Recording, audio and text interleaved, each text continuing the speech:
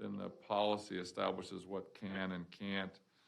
And that was put together early on, and then we actually did modify it to work forward. But it's just, it's as different what we run into as different can be in terms of the categories and or how things work.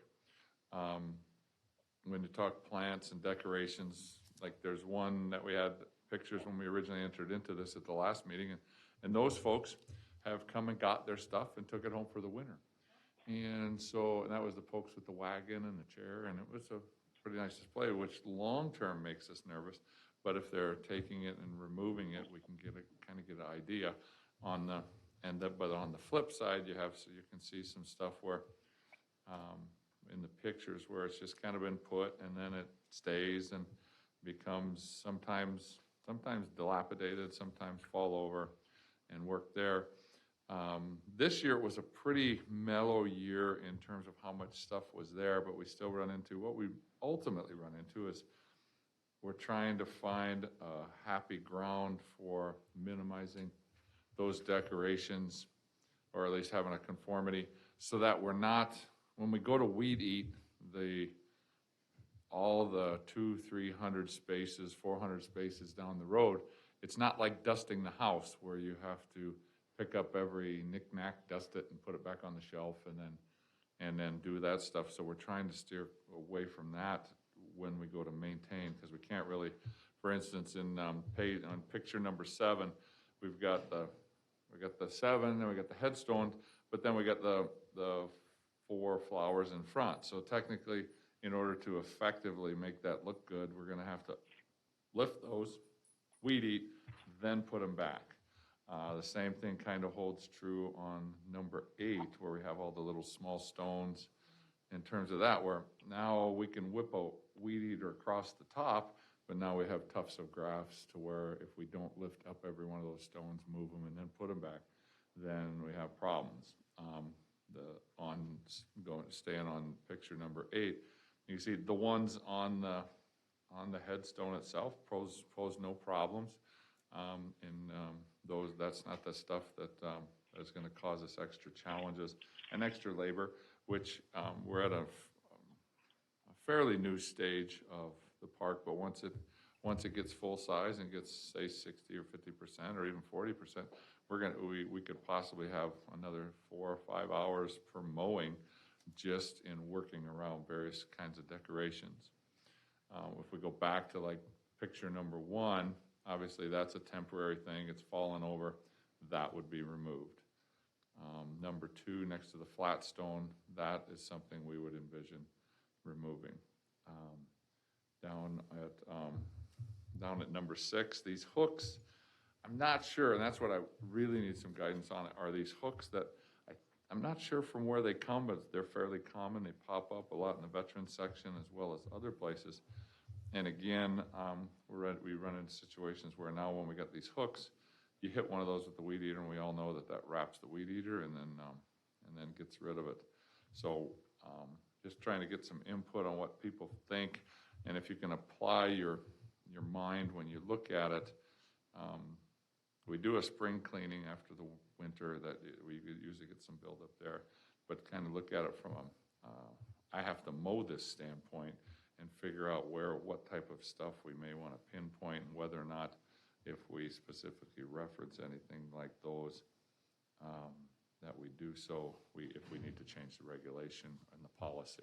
There's been questions, actually, Shelley and I have gone rounds and rounds whether or not to have the whole policy posted at the cemetery. We have signs and instructional signs as far as outlining those things. We still have a kiosk there that doesn't have anything on it. So my thoughts is, once we get this hashed out a little bit, then to go ahead and post the overall campground or Memorial Park policy. And my thoughts behind having that post is, some people will think, well, they signed it and they read it, and I don't abide by that in this case.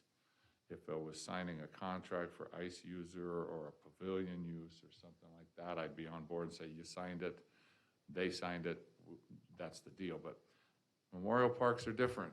They, two scenarios happen. Either mom and dad buy the plots and then they're still around for 10, 15 years. And then the kids are now dealing with the plots. Well, the kids didn't necessarily sign it. The kids most likely didn't read it unless they were the ones that came in and had to get the plot for mom or dad or, God forbid, anybody. In which case, they're not really in the mindset for the thought process of fine print. You know, if your loved one just passed away and you're handling all this and having seen it done before, I mean, it's just this hurricane of stuff that people have to deal with. The least of their attention span is going to be paid to what the regulations are for the cemetery memorial park. I don't believe it's reasonable to assume or expect that they'd be familiar with it just after having bought in the plot in terms of those things. And we're going to try to work with the clerk's office to maybe change the application a little bit so that hopefully we can have a long-standing or a more durable contact means where if somebody comes in and buys some plots, we get a couple different email addresses from them that could be pertinent after the purchaser's passing or those type of things. Because one of the things we did run into as far as notification of when we're going to clean is a lot of times the people who purchased the plot, the people who signed the agreement, they're the ones in the cemetery. So they don't, it doesn't, and so therefore, if we sell my aunt a plot and she passes away, now all of a sudden we have no points of contact for that unless it's from unless they initiate it. So to try to do some of that, so if we do have a big cleaning or if we have a serious problem, we can actually try to find someone who's related to that or has some input on those times, or it can be made aware because maybe perhaps is that they are the ones who put the stuff on the grave. And when we start looking at flowers and stuff like that, those come and go. But when we start getting into these painted rocks and some of those things, those become very dear to the people who placed them, and they can build up. The glass, the disallowance of the glass is fairly rock solid. That really shouldn't change in terms of those, but for the most part, that's what we're trying to figure out. So we'll go. Maybe I jumped around a little bit when we were looking at the pieces, so maybe we'll just go through photo by photo, and then we can go back to the decorations, plants and decorations, and address those, and then we got some familiarity with the type of things we're running into.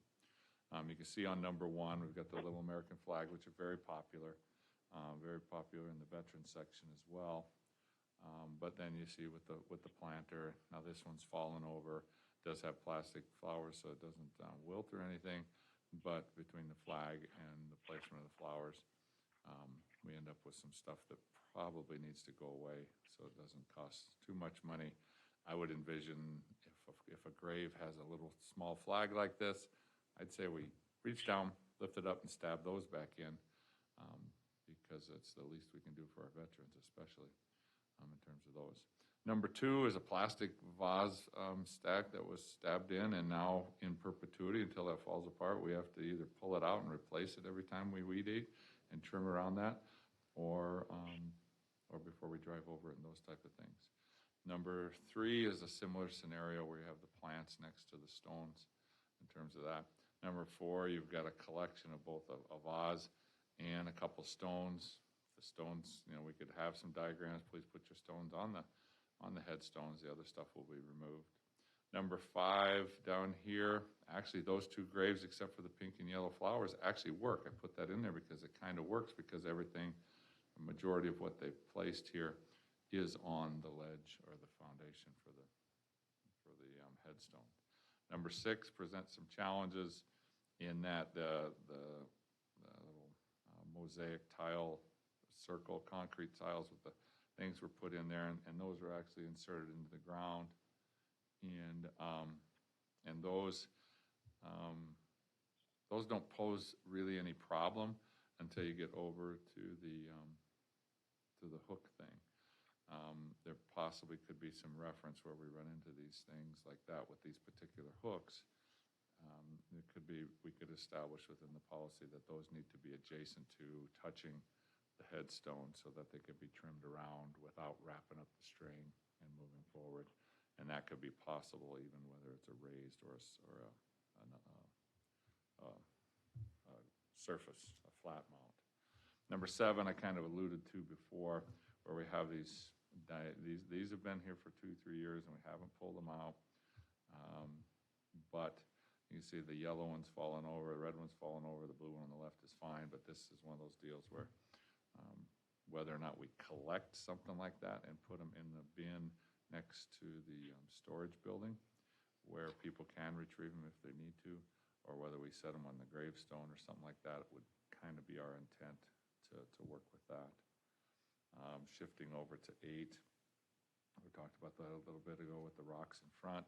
Those pose a problems, whether or not we remove those or just put them onto the base of the headstone. I think that might be an easy one to communicate to folks if they're going to put the stones and the painted rocks and such, to go ahead and keep them on the headstone. Number 9 has the planter, and then on one side, and then the dead plant on the left side. Both of them are dead. I would envision those 2 would be something that we would remove and move forward. You can see in the background there a little bit is a new small stone, but those are two small plastic planters with some flowers. I would envision those as far as moving forward, that those would be something we removed. And then we've got number 10, where we got kind of just a collection of stuff without in a grave where the headstone hasn't been marked yet or placed yet. So we do have a few of those. But you can see the plant's dead, and then with the one heart-shaped flag is torn and broken apart. That ends up to be something we would collect and throw away in terms of those things. So if we go back, after kind of getting the review of what we're running into, the one other thing we run into with great frequency is the flowers and or wreaths being attached to the memorial wall. That's something we eliminate right out of the gate in terms of those things. We just take them off of the hanging wall and then go from there, because sometimes they're zip tied, sometimes they're taped, but either way, it definitely gets cluttered in a hurry. So we go ahead and pull those off since nothing's allowed. There's no interpretation of what can and can't go there. It's just affixing something there is not allowed. The stuff related to the columbarium is very straightforward, and we don't have too many challenges there. Every once in a blue moon, we'll end up with some glass that can break and stuff, and that's removed as we go. Some of the questions of glass, obviously, it points out live plants, freshly cut flowers, wreaths or flowers may be placed immediately adjacent to a marker and interment locations. Flowers shall not be placed in or attached to trees, shrubs, or the gate. And then we step down to placement of other decorations: glass, ceramic vases, figurines, statues, balloons. Similar decorations allowed in the Soldotna Memorial Park and are subject to removal by the city as described below. That's where we're kind of saying most of this stuff in these pictures under that particular regulation are no-nos. And there's different schools of thought with relation to that stuff. Non-permanent, permanent. Actually, the term permanent, there's a story behind that, but it's not a word. But non-permanent type things are still workable. But either way, we still end up in a situation where it's almost like dusting the whole cemetery, where we have to pick up stuff and set it down. And in terms of that, we actually patrol this stuff to some degree almost weekly during the mowing season, where they'll be working it around. If we're going to do a big cleanup in the spring, we will post notices ahead of time in order to work forward those, so if people can collect their stuff. There are people that come there almost every day. There's some people that come there every day. There's some people that come there every day, but then 4 weeks after you did the cleaning, they say they come every day, and They just now noticed that the stuff was gone. So, but at the same token, it's it's a delicate subject whenever you're talking about it, because those things have meaning and memorials and stuff like that, in terms of those things. So the city will not, removal decorations, it points out the city will not be responsible for providing advance notice. I don't have a problem with that staying in, but as far as practice, we're going to try to get to a position where we do provide forward notice, and to also try to create some kind of a contact database where somebody in the family or somebody related to the deceased does get a notification that things are going to be removed and or placed. Yes.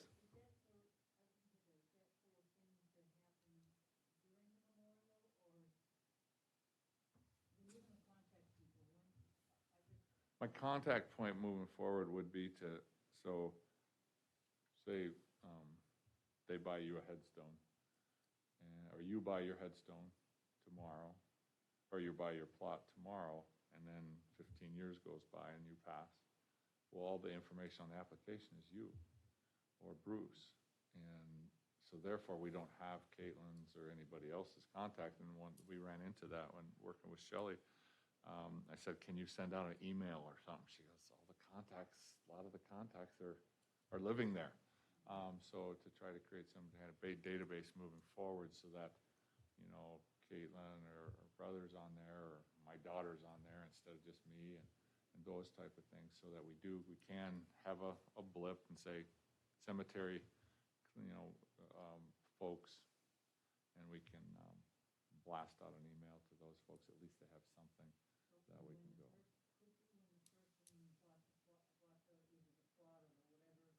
Ask them to provide direct family members, Yes. like daughters and sons, Yeah. or Yeah. if they're a nun, Yeah. a sister or a brother. Yeah, that's what we're hoping to do as far as to create that. All right. Obviously this phrase here lets us off the hook, but, and somebody could look at that and said, I'm not responsible for contacting you, but I get sideways with people periodically, but that's not one I can look someone in the eye and say, in terms of that, especially when you're talking about Memorial Park, because they are so sensitive. So, but to create that database and work with people and try to work with people using honey instead of vinegar. So, in terms of those things.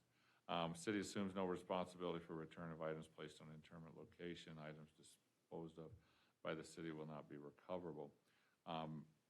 In that, I can find a happy medium where, yes, if we remove them from the grave, I wouldn't view them disposed of until, say, 2 months later when we take them to the dump.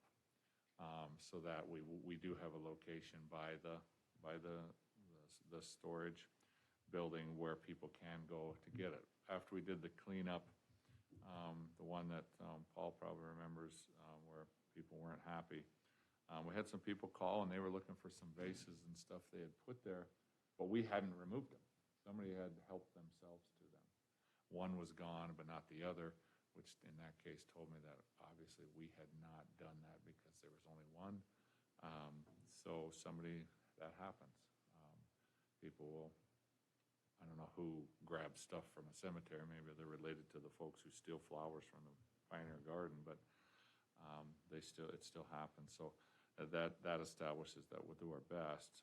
We don't establish our duty or our level of care here other than to clear the sites. But at the same token, it does give us some backbone if something happens, and especially if we're not responsible for it. So someone could contend various things, and people see things differently. So, I'm looking at in terms of the placement of other decorations, glass or ceramic figurines, statues, balloons. One subject to removal is as described below, and that tells you how we're going to reserve it. Yep, we're on 12 of 15 now of the memorial policy, or the packet, overall packet. Right, Caitlin? Yeah. In terms of those things. So, in terms of where we're going,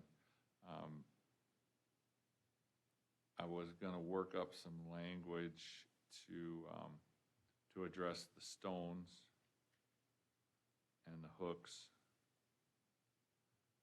plant holder hooks type of thing. We have one grave, I didn't get a picture of it in here, I don't know why I left it out, but it actually has that one where they buried in a vase into the grass. And if it was surface mounted, that'd be great, but what happens is it comes up out of the grass and then just lays there, and that's what happened with this one. In terms of, I guess I would throw it back to y'all now to get your takes on what I've said. I've got my piece. Now I want, now I'm looking to find out where I'm errant, find out where we're errant, as well as find what you as community representatives feel, whether it's based upon the pictures or in general, whether or not you feel differently, and then we can adjust from there, because I'm only me, and as far as our department goes, but you all have a lot more people out and about you may hear from, so I want to hear from you all as far as how we should approach this. I was approached when we were starting to talk about this, and they said, I was over in such and cemetery, and there were some people that had fences built up and little picket fence around the graves and stuff like that, and to date, we haven't got any, we've got beat up because of too many decorations, but we haven't had any of that, but so there's the different schools of thoughts as far as whether or not it's a bit of a free-for-all, and then you're cleaning up mess. Just trying to get something a little more finite so that when the employees pull stuff or we pull stuff, they're not having to look over their shoulder to quite the degree that they are now, as far as not knowing exactly what to work on and what to pull, and some of the justifications that we have. So if, I would open it up to the board. Yeah, sure. Mm-hmm. There is, right as you're going in, there's a kiosk that actually an Eagle Scout built for us.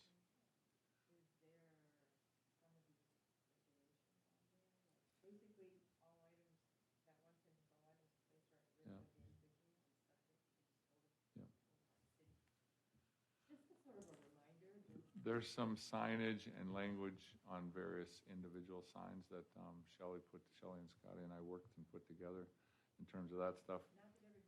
No, but from my standpoint, I'll be flat out, Shelley and I differed on this opinion. I would like to have the whole policy there, right in front, someplace there, so if people do want to know, they have access to it. Yeah, because then, if they're there, the kiosk that we have there, we could fit the whole policy on there, and have it. We could have a sign made kind of like what is over at Farnsworth, where it's a metal sign and has the policies and listed. Is it cumbersome? Is it a long thing? Yes, by all means, but not necessarily something that's in your face, but definitely something so if they are curious when they come, maybe they can get the answer from that before they feel the call to City Hall or things like that, where we can communicate those. As far as the independent side, I'm envisioning moving the kiosk, but as you come in the road forks, actually, if we put the whole policy on there, I would envision that policy being just past the veteran section between the road and the storage building that we have there, the shop building there, so that not only is it not so obtuse right there in front of you, but also that this regulations are here, and then they would be able to see a couple totes sitting back there where the larger items that were removed from the park graves would be stored.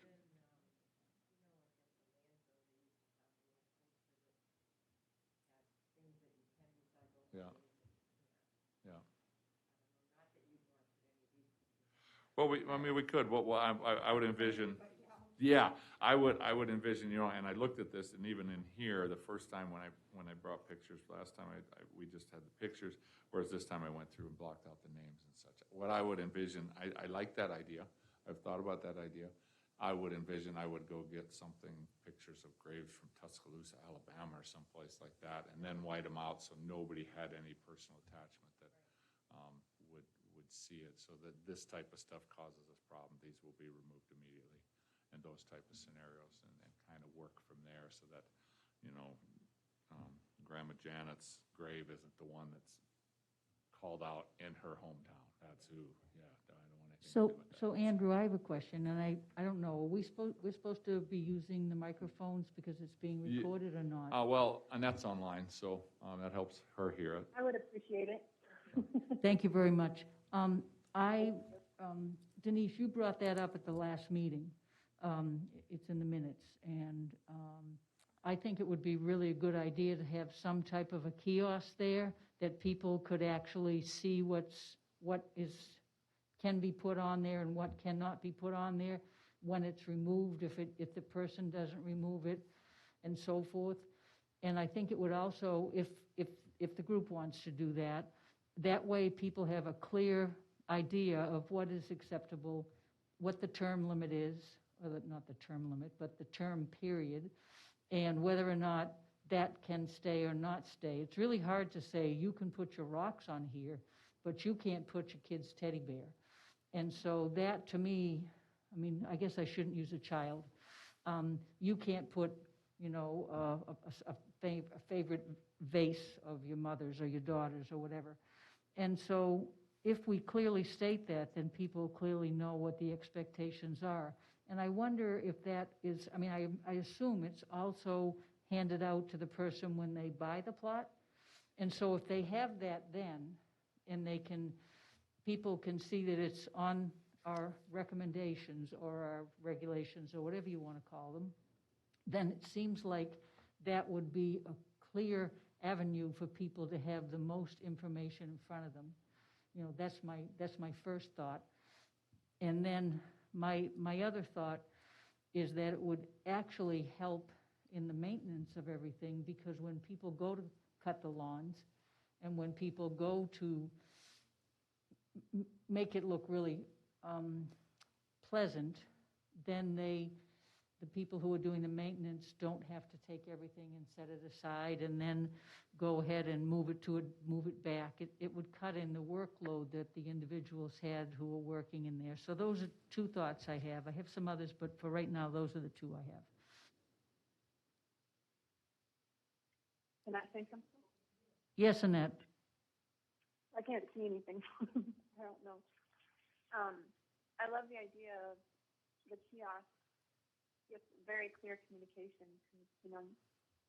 I think that's the biggest thing that I'm hearing is that clearly communicating to everybody involved is the issue. I love the kiosk idea, and I love the idea of pictures to make it even more simple for people to understand. So I think it's a great idea. Simpler the better. Yeah, I really support having on the kiosk, just because, just like to what Peggy alluded, or I'm sorry, Penny alluded.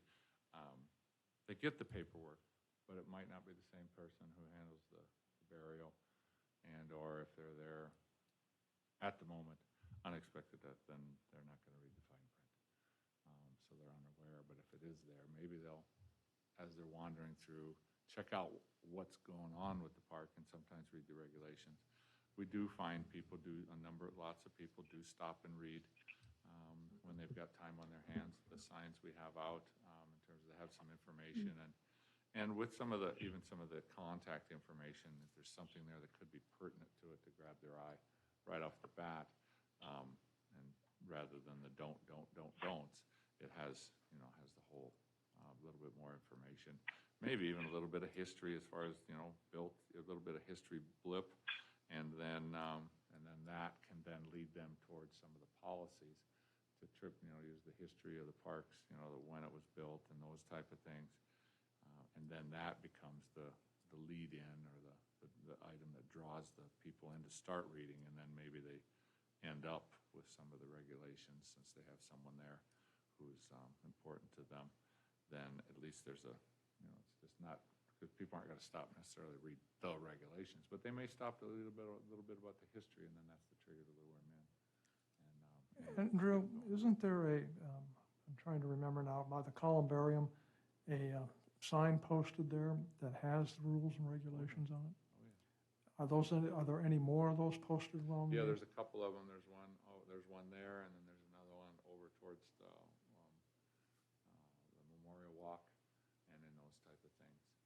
There are some signs there, just the policy's not there in its entirety. So as far as, it's more of a thou shalt not type of verbiage versus, which is what this is too, but And if I remember correctly, it pretty much tells you yeah. what can be Yeah. left at the cemetery and what can be placed where and just what. The other thing is, I guess I'm aging myself here, but it seems like we've just had this discussion, a couple of years ago over just about the same issue. Well, actually, about the it same is the issues. same issue. So if we, I just want to bring it back as, yeah, so I have a firm believing so that we got some demonstrative items here in front of us to look at and the charges. What I'm hearing is, let's do a better job of communicating. And overall, we're still with the similar policy, but there's some aspects that maybe we can do better with communicating with the public on, so we don't sideways them. 90% of or 75% of the people aren't going to be impacted, but the 25% who treat it in a different manner, then it becomes very, very sensitive. So in terms of those things, so post the policy on the kiosk to work with this, and then maybe provide some pictures and some demonstrative so that people can see what they're talking about at the signs, and then move forward in that direction without necessarily changing the verbiage within the policy itself. Is that kind of what everybody's thinking? Paul, you pointed that out.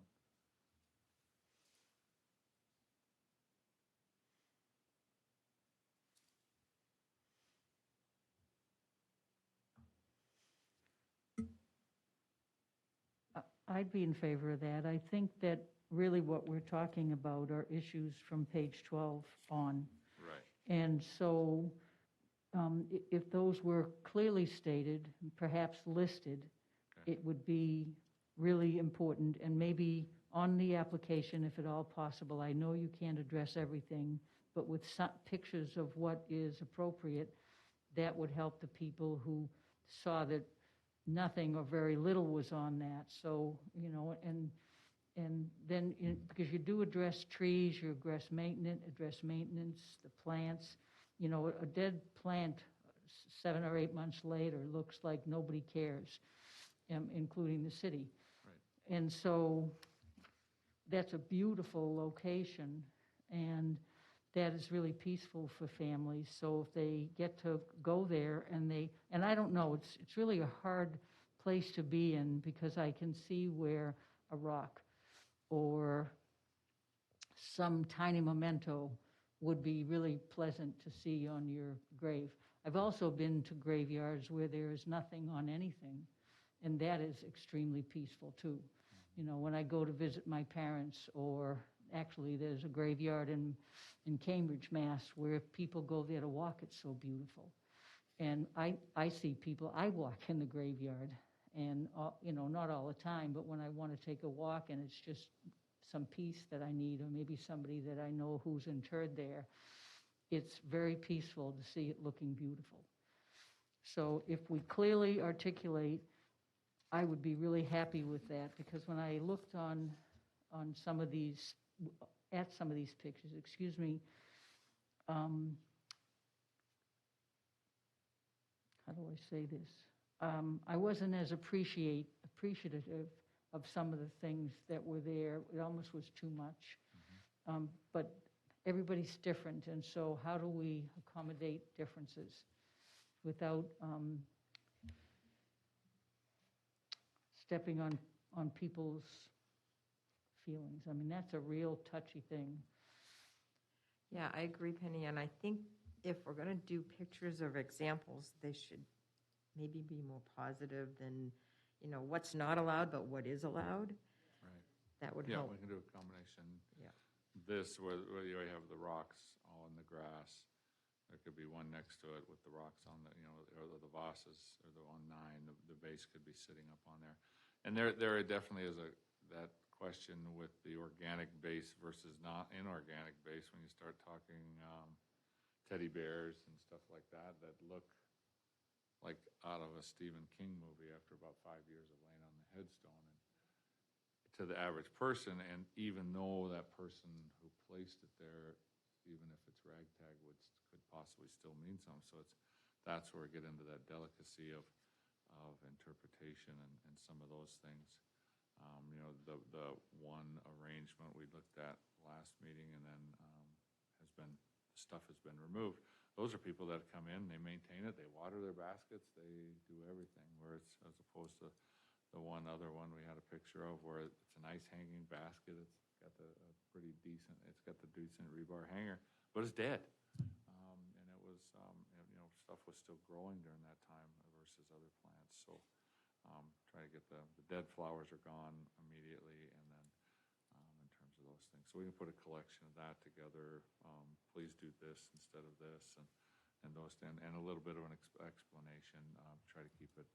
I'm with Penny. When I used to be in the fitness business and I was in a big city, I would go for runs in the cemeteries, partly because it was safe, and the other part was so I didn't get lost because I didn't have a sense of direction among skyscrapers and some of those big buildings in different towns. So in terms of those, so I think I'm getting some guidance where we need to go as far as a communicator and add some of those things and try to work with folks. Yeah. Excuse me, I have one question on page 12 when it talks about placement of flowers and plants, live plants, freshly cut flowers, wreaths, it's down the bottom, or flower baskets may be placed on or immediately adjacent to a marker on an interment location. That doesn't specify. Does that mean I could go in there 2 years after and do that? Or is that following Yes. when the person was interred? Because there's a difference there. And if it's not, ongoing. if it's not stated clearly, then, I mean, I think it would be disrespectful, this is a personal opinion, if someone passed that I knew or whatever, and I bought a big wreath, and the family decided to put that big wreath on that during the service, and people being there, if people go or whatever. I wonder how long it should be there if it's live, because it would be live flower, living flowers. So that would probably clarify that a little better. What is our intent? You can put flowers on any time of the year? And I don't have the answer to Yeah, this. as of right now, people put them on 365 days a year. At one point, we did have a 30-day after initial interment, and basically monitoring that was a bit, it's not hard, but it's definitely something that the folks on the lawnmowers don't have the ability or isn't readily available in terms of that stuff. But they'll place flowers ongoing. Folks with some come once a year and leave it, and then it just kind of falls apart. Other people, they said, we have one gentleman who snow blows a path to his wife's grave. And we watched that, and we were a little bit concerned it was going to have a bad influence on the grass, but we just watched, and as we came out of the winter, the grass was fine, and everything was, we didn't have any problems, so those type of things. So I guess my follow-up question to that would be, what does the group feel about that? I mean, that's a hard one. I think it's nice to have flowers on a grave, but then that's more work for the people cleaning it. And so is it whenever you want to, or is it just during the memorial, or is it once a year, or is it just open? I mean, there's so many choices, and so I don't know what the goal should be. Is it's a peaceful place to bury family members, in my mind. And so what does that equate to that is workable for the city? I think if we can get a clear plan as far as at what level we remove things, I think ongoing is something that we need to allow, because we don't know when the grandson or son may be coming in from Tennessee and those type of things, and in terms of that's just my own opinion. Yet, if they do it in a manner that we don't have to dust and do that, then we can just pick them up when they're passed, and make those are the easy calls as far as the flowers. So as far as the flowers, I think it's a year-round deal. obviously, there's going to be a elevated amount of that around Memorial Day and Veterans Day. But I would think that's something that's not unreasonable for us to say, we're going to, for lack of a better term, that's a cross we should bear for moving forward. But when we start getting the bosses and knickknacks and all that stuff, then those are tangible things that people look for to stay there. Whereas the flowers, if we take them off 2 weeks later when they're dead, they're going to say, okay, those were flowers, they were dead, they passed their prime, versus, frankly, the rock that the grandson painted for the grandma, and now all of a sudden it's gone. And that's where we get a little more delicate. Well, should there be a sentence added to this about removing them at a certain point? We give ourselves an allowance in in the last paragraph on page 12. Conduct regular ground maintenance is typically monthly, and we can do that. So we've established the capability to do that. We usually, even within that, we definitely, if somebody's planted on, or somebody puts some plants on a grave, on a new grave or something like that, those are not going to be removed in 2 weeks when we clean everything else out, those type of things. But we do have the allowance for the month. I think we provide there, and then we can exercise judgment beyond that. It's just such a delicate individual. Nanette, do you have any thoughts on that? And then I'll go to Mayor Whitney. I just go back to the communication issue, just keeping it simple and so people. I know my son passed away, and you really are not thinking, So to have it posted in a kiosk for reference, when your brain is working again, I think is just key, it doesn't really, we all know that when you get that paperwork, you're not really looking at it. So I think having that kiosk is just an awesome idea. I love it. I think that would eliminate a lot of problems, and I also think that when the flowers die, that it's just an obvious time to remove it. I'm just in support of the kiosk with the pictures and everything on it. And Annette, as a follow-up, with the flowers on this section, that's what we're discussing. And do you think people should put flowers there anytime they want? And do they remove them, or do we put that on maintenance? Or is that really not an issue and we should just allow flowers whenever?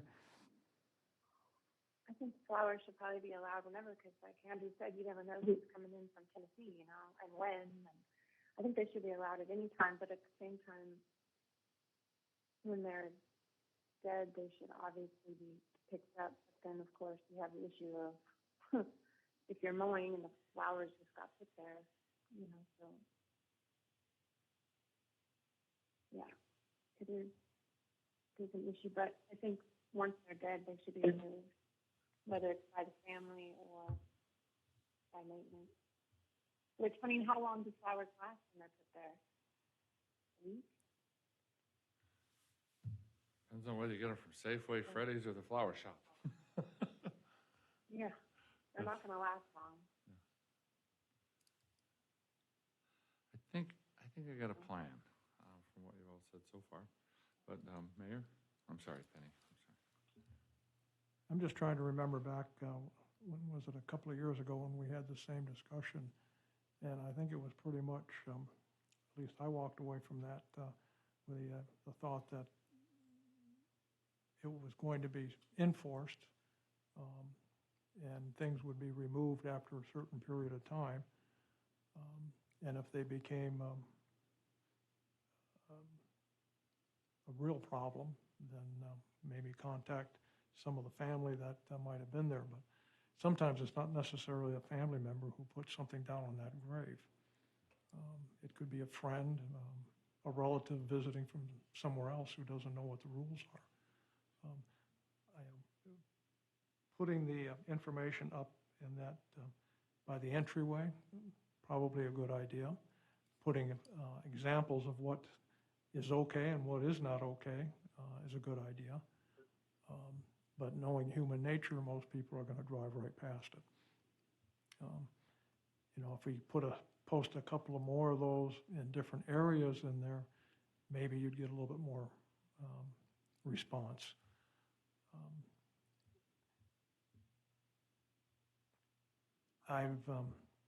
My family is buried in the cemetery back in Michigan, and there is no monuments in that cemetery. Everything's flat. And some of those flat memorials actually have a flower pot that goes inside of them. You pull the flower pot up, flip it over, set it up there. You can put your flowers in there, which would be a kind of solve part of your problem. But here again, human nature, people are going to they're going to put something there. Just, I go to the columbarium quite frequently, and I think there's been a rock that's sitting on the pathway. It's not in front of anybody's niche there, but it has a saying on it, and it's been there for over a year now, and it's not bothering anything, and it's totally out of the way. It just happens to be something that's there, and I think I've stopped and read it a few times. I don't remember what it says, but so like I said, this is an issue that we've gone over about 2 years ago, and I kind of thought we had a resolution to it. I think we got a means to get to that resolution. We have within the Momora Park, we have a lot of authority. It's just become so volatile that we're trying to find a way to minimize that volatility and without hitting people's nerves and moving forward and communicate as best we possibly can. And then I think I like the idea of some demonstrative photos or even drawing diagrams. Maybe we have work with our graphics people, do some this versus this, and that way people have an idea. When One the other kids are comment, placing. some people get very irate, as you know, when you remove something. And, everyone has to be treated equally when it comes to it. We can't allow one person or one group to have something on one site and then, tell somebody on another site that they can't do it. So there's got to be uniformity. And the rules are, and they should be enforced. So if I can follow up, it sounds like we want to have a kiosk, or we talked about, maybe we don't, we talked about having a kiosk and maybe in having more kiosks, or not necessarily kiosks, but more information in a variety of places so people will see it if they go to one section and not another, or they don't stop at the front. Give examples of what is acceptable and not.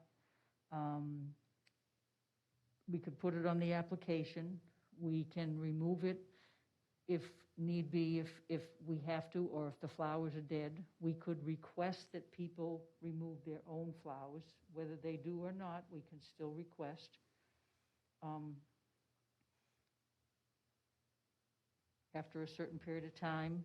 And I agree with Paul that we have to treat everybody equal. And there are people who will get irate regardless of what we do with anything. So I think that uniformity, it really makes sense to me. Did I forget anything? Anybody No, I that don't you think so. mentioned? I mean, I know I'm not supposed to be running this meeting. Oh, you can, no.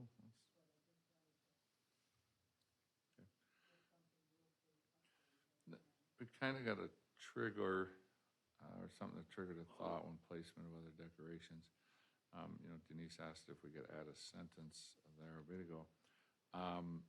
Would it be apropos for a clarification, a generic clarification that would, if we inserted a sentence that said, any items required to be moved or manipulated in order for basic maintenance to be effected will be removed.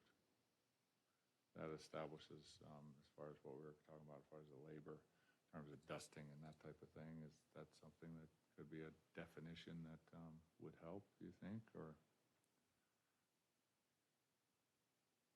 If you're asking my opinion, I would say write something up and then see what the administration has, Okay. you know. And legal, they may have Right. something input on that also. Okay. But as far as the general genre of that, what are the feelings? I guess I think, Yeah, I like it. oh, thank you, Annette, sorry. I think that probably having something go forward to administration will be good. I think that sometimes you can put too much, but other times you can put too little so that it's not clear either. So I think that that would be Actu- important. Actually, when we do the policy here, is maybe also add in those pictures. Yeah. So when people get it, they get this manual, they Okay. know what's going on. Okay. Yeah, and I think the less wordy it is, the better. So Okay. I think that's why the pictures come into play there. Yep. Yep.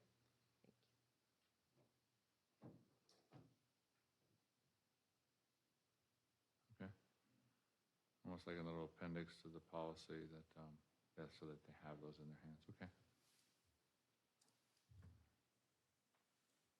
And I think as far as the pictures, we decided we wouldn't include pictures of anything that From is. ours, correct. I think if I can't find any online that are demonstrative, we can have Laura or Brain Cramp, the lady who does our graphics, probably whip up even some graphics likenesses so that it's completely anonymous and totally benign beyond there, so, in terms of those things, so, okay. And I guess we could also include some that had nothing on them, and that would, Yeah.